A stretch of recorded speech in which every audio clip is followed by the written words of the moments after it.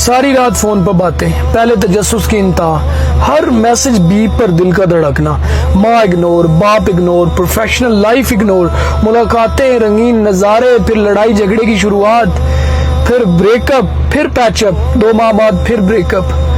اب پھر پیچ اپ، پھر اداسی کا اشتہار بن کے پھرنا، لوگوں کو اپنی وفا اور اس کی بے وفائی کے قصے سناتے رہنا، سونے جیسے قیمتی وقت کو مٹی میں ملا دینا، پھر بریک اپ، پھر پیچ اپ، پھر جینے مرنے کی قسمیں کھانا،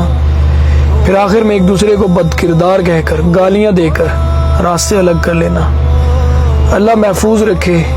ایسی محبت سے۔ محبت سے 2 پیروں پر سیدھی کھڑی ہوتی ہے، جس میں سے ایک پیر توجہ کا اور دوسرا عزت کا ہے۔ دونوں میں سے ایک بھی کھو جائے تو محبت معذور ہو جاتی ہے۔ کچھ لوگ ہماری قدر اس لیے نہیں کرتے کہ ہم انہیں احساس دلا چکے ہوتے ہیں کہ ہم ان کے بغیر نہیں رہ سکتے، اور آج کل اگر کسی کو بہت زیادہ عزت و محبت دو نا، وہ یہ سوچنے لگتا ہے کہ شاید اسے میرے علاوہ کوئی گھاس نہیں ڈالتا، میرے علاوہ اسے کوئی منہ نہیں لگاتا، لیکن وہ کبھی یہ نہیں سوچتا کہ یہ شخص میرے ساتھ مخلص ہے اور مجھے عزت اور محبت دیتا ہے۔ زندگی کی سب سے بڑی انویسٹمنٹ